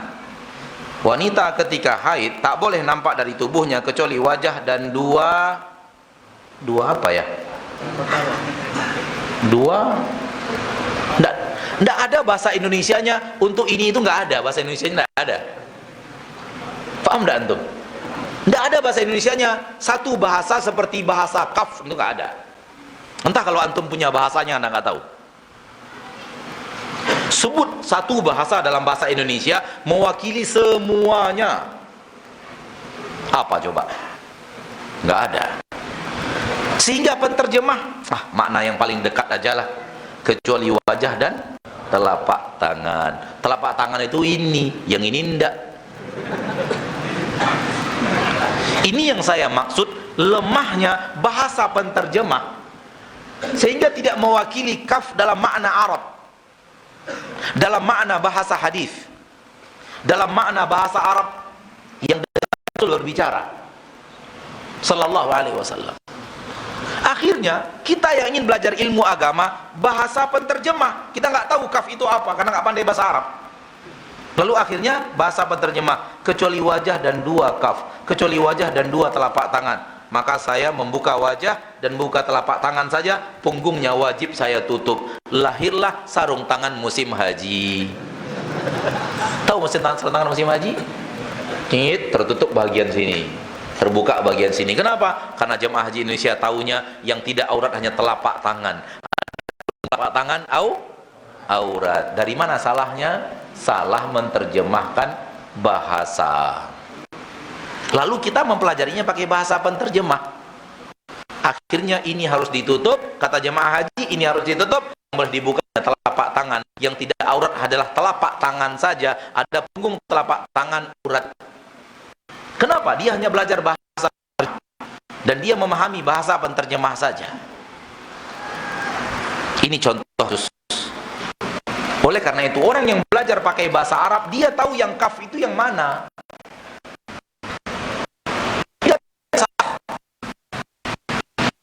Itu paham bahasa Quran, ingin paham bahasa, wajib memahami dalam bahasa aslinya.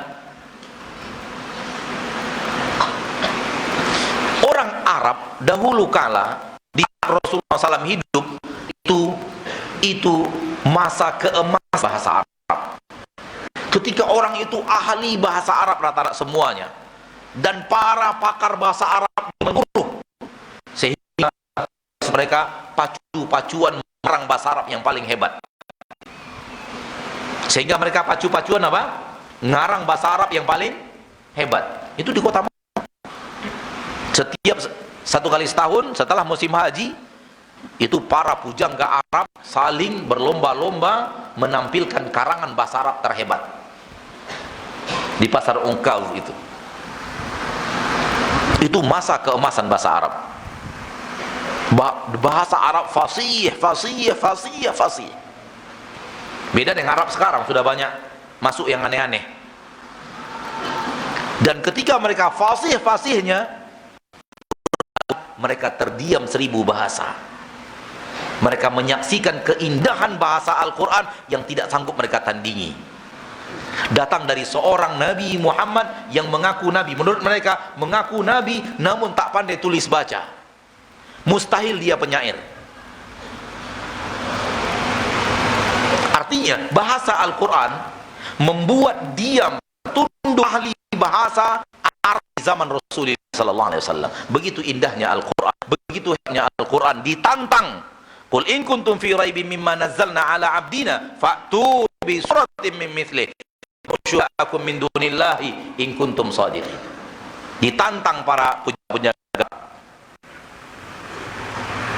Kalau kalian ragu terhadap apa yang kami turunkan kepada hamba kami Muhammad, bahwa itu adalah wahyu datang dari kami, langit bumi, fa'tu bi suratin min mithli, datangkan saja satu surat semisal dengan surat yang dia sampaikan kepada kalian. Wad'u syuhada'akum min dunillah, panggil siapapun yang akan bantu kalian, panggil siapapun yang akan menolong kalian selain Allah, in kuntum shadiqin, kalau kalian memang jujur bahwa Muhammad ngarang-ngarang. Ditantang Allah, tak satu pun yang menjawab tantangan itu sampai hari ini. Tantangan Allah sudah 1400 tahun lebih, tak satu pun yang berani menjawabnya dan berhasil jawabnya sampai saat ini, membuktikan bahwa Al-Quran itu luar biasa hebat maknanya, sehingga membuat terbungkam lidah seluruh para pujangga Arab di zaman keemasan bahasa Arab. Sekarang bahasa itu kita terjemahkan ke dalam bahasa Indonesia, lalu kita baca terjemahannya, kita tidak mengerti artinya, maka maknanya pun sangat-sangat tidak mewakili. Orang Arab saja terpukau saking hebatnya bahasa Al-Quran, kemudian diterjemahkan ke dalam bahasa Indonesia. Bisakah kehebatan Al-Quran itu bisa diwakili oleh bahasa terjemahan?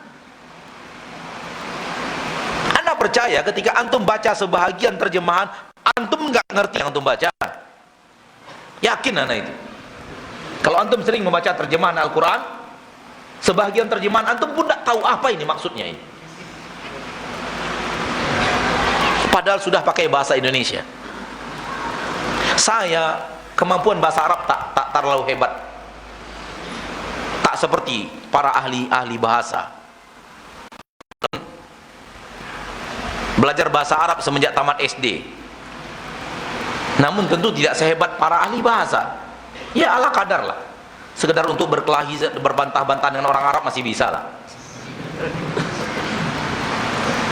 Bahasa anak tak terlalu hebat, namun dengan kemampuan bahasa Arab yang cuman segini, itu sudah bisa membedakan luar biasa nikmatnya membaca Al-Quran, bahasa membaca Al-Fatihah yang benar-benar Al-Quran dengan terjemahannya. Kan terjemahan bahasa kita itu, bahasa ibu kita, bahasa Indonesia. Kita baca terjemahannya, kita baca Al-Fatihah dalam bahasa Arab, makna yang sangat jauh sekali, kenikmatan yang sangat jauh sekali. Itu baru ana dengan kemampuan bahasa Arab seperti ini. Oleh karena itu antum akan saksikan banyak orang menangis hanya membaca Al-Fatihah, dan belum pernah anda bertemu orang membaca terjemahan Al-Fatihah nangis. Belum pernah ketemu sampai sekarang. Entah kalau pernah bertemu ada orang baca terjemahan Al-Fatihah bahasa Indonesia terseduh-seduh dengan maknanya yang luar biasa lalu nangis. Nggak ada itu, anda belum pernah. Tapi orang yang baca Al-Fatihah nangis banyak sudah. Bahkan kita pun kadang-kadang nangis masih di Al-Fatihahnya sudah nangis, karena sentuhan makna yang luar biasa. Ini makna wajib. Kalau ingin belajar bahasa Arab, ingin paham Al-Quran, ingin paham hadis, wajib pakai bahasa Al-Quran dan hadis. Adapun kalau sudah diterjemahkan, itu lain lagi, lain lagi. Sehingga tidak akan lahir makna yang benar, makna yang aman, yang pas, kecuali kalau pahami Al-Quran hadis benar dengan bahasa Al-Quran dan hadis itu sendiri. Maka ini wajib.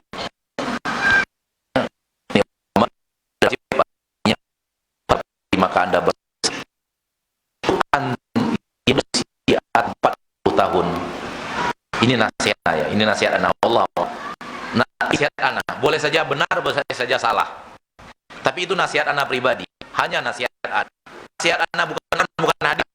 Kalau nasihat pribadi boleh tolak, karena nasihat anak pribadi, nasihat yang keluar dari lisan saya, pendapat saya pribadi. Kalau pendapat saya boleh diterima, boleh. Kalau anda hadis nggak boleh ditolak, harus diterima. Pendapat saya antum yang sudah berumur 40 tahun dan dengan pekerjaan, mau belajar bahasa Arab, mau menghafal lagi kitabun, kuriyun, jidarun, sakfun, misbahun, stop.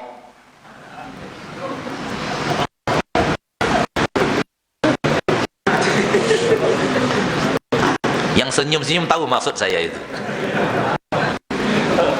Semangat sesaat mulai masuk menghafal mufradat dan kosakata, kita sibuk bekerja, banyak pekerjaan, banyak pikiran, usia 40 tahun sudah mulai melemah daya hafalan. Hafal 7 hilang 10.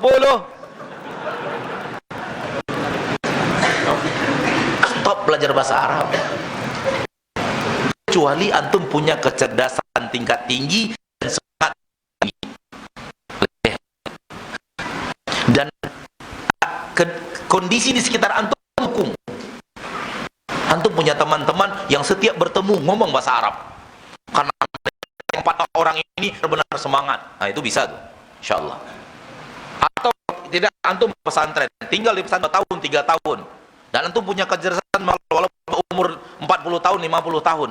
Bisa itu. Terasah itu bisa, insyaallah. Tapi kalau halah kadar, pertemuan seminggu, hadir 2, absen 1, itu lambat laun mbak ekor tikus. Awal semangat 50 orang, setelah bulan kedua jadi 35, setelah itu 25, setelah itu tinggal 5, setelah itu tinggal 1, ustadznya pun malas datang. Selesai urusan. Ini real kenyataan. Semangat awal namun tak mampu menakar diri. Belajar bahasa itu dimulai dari menghafal kosakata. Sekarang hafalan kita sudah lemah. Setelah menghafal kosakata, merangkai kata. Setelah merangkai kata, baru kemudian mengerti hukum kata, nahu dan sorof. Di awal saja kita sudah lemah. Tapi semangatnya, saya ingin belajar bahasa Arab supaya ketika saya baca Quran saya faham. Nasihat saya bagi anda yang sudah lanjut usia, jangan ingin belajar bahasa Arab itu ingin paham Al-Quran lalu belajar bahasa Arab. Kalau keadaan antum seperti yang saya katakan, sibuk, pertemuan hanya sekali seminggu, kemudian hafal 7 hilang 10, itu akhirnya buang-buang waktu. Lebih baik apa? Lebih baik seperti ini, bawa guru ke rumah atau bawa guru ke dalam sebuah acara belajar, kumpulkan teman-teman 30 orang, 40 orang, 50 orang, belajarnya begini. Pelajari Qul a'udzu birabbin nas, surat An-Nas. Qul apa artinya? A'udzu apa artinya? Birabbi, bi apa artinya? Rabbi apa artinya? An-Nas apa artinya? Malikin nas, maliki apa artinya? An-Nas sudah ada sebelumnya. Ilahin nas, ilah apa artinya? Tabbat yada abi lahabin wa tab. Tabbat apa arti tabbat? Yada apa arti yada? Abi lahab apa arti abi lahab? Wa tab apa arti wa tab? Ma aghna anhu maluhu wa ma kasab. Ma apa artinya? Aghna ma apa artinya? Anhu apa artinya? Malu apa artinya? Wa ma apa artinya? Kasab apa artinya? Saya sela naran dzata lahab. Saya sela apa artinya? Naran apa artinya? Dzata apa artinya? Lahab apa artinya? Lebih baik begitu dibanding belajar bahasa Arab. Serius. Ini anak serius nih, nggak main-main. Sehingga antum ketika menghafal kosakata, menghafal kosakata langsung kosakata Al-Quran. Ditambah antum sering dengar, mungkin ayatnya antum hafal, sehingga udah ada hafalan di sini, tinggal memahami yang dihafal. Itu lebih cepat untuk memahami Al-Quran. Setelah tahu kosakata per kata-kata, lalu kemudian minta ustadz itu mensyarah, walau syarah-syarah ringan saja. Tolong syarahkan surat ini ustadz, kosakatanya sudah kita kuasai. Pertemuan yang akan datang, disuruh fulan tolong terjemahkan surat Al-Lahab yang kemarin kita terjemahkan. Diterjemahkan tanpa melihat terjemahan Al-Quran, langsung dari bahasa Arab full Arabic. Dengan cara seperti itu, insya Allah akan semakin dekat dan semudah perjalanan antum memahami Al-Quran. Adapun mau belajar Al-Quran, mau belajar dan apa itu isim, apa itu fi'il, apa itu maf'ulun bih, mana bina ma'lum, bina majhul, mana fi'il madhi, fi'il mudhari', fi'il amr, insya Allah pala antum pusing.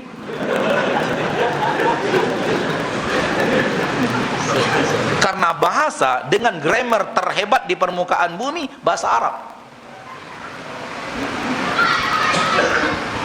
Fi'il terbagi dua. Fi'il muta'addi, fi'il lazim. Fi'il terbagi dua. Bina ma'lum, bina majhul. Fi'il terbagi tiga. Fi'il madhi, fi'il mudhari', fi'il amr. Bingung apa ini, kok ada terbagi sini, terbagi sini, terbagi sini.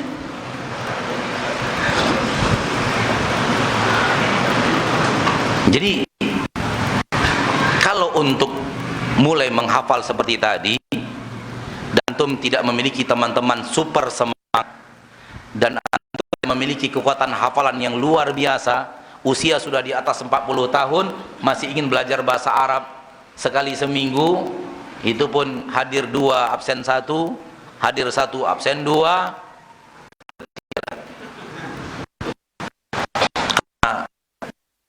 sangatkan akhirnya 0 adalah pekerjaan sia-sia. Namun kalau ingin mengerti Al-Quran, ingin tahu Al-Quran simple, yang simple adalah yang saya tunjukkan. Kumpulkan kawan-kawan yang semangat itu dan mulailah mempelajari kosakata Arab langsung dari Al-Qurannya. Setelah selesai kosakata itu, kosakata yang kita sudah pasti hafalan dan bisa diingat. Kemudian selesai menguasai kosakatanya, lalu kemudian minta ustadz itu untuk mensyarah apa tafsir daripada ayat ini. Dan inilah sangat cocok untuk usia antum, karena usia antum di atas 40-50 lebih tajam pemahaman dibanding hafalan. Dan dengan cara seperti ini, 6 atau 7 tahun yang lalu kita mulai pelajaran itu, dan sekarang sudah banyak murid-murid yang pandai menerjemahkan Al-Quran. Ini kondisi di Pekanbaru yang ana sampaikan. Kita mulai dengan cara yang seperti itu. Dan sekarang sudah beberapa orang pakar-pakar yang hadir di majelis itu, yang pakar-pakar menerjemahkan Al-Quran, sehingga kita bacakan Al-Quran dia bisa terjemahkan walau belum kita pelajari. Kenapa? Kalimat-kalimatnya sudah pernah dia hafal. Sampai di sini pertemuan kita pada malam hari berbahagia ini. Semoga Allah tabaraka wa taala Rabbul Izzati wal Jalalah memudahkan kita untuk berilmu dan beramal, agar kita perkokoh kekuatan ilmu kita dan kita perkokoh kekuatan amal. Dengan itu insyaallah terjaga kita dari aneka ragam fitnah di zaman yang sangat banyak ini fitnahnya. Dan semoga Allah tabaraka wa taala wafatkan kita semua di husnul khatimah. Subhanakallahumma wa bihamdika asyhadu an la ilaha illa anta astaghfiruka wa atubu ilaik. Wassalamualaikum warahmatullahi wabarakatuh.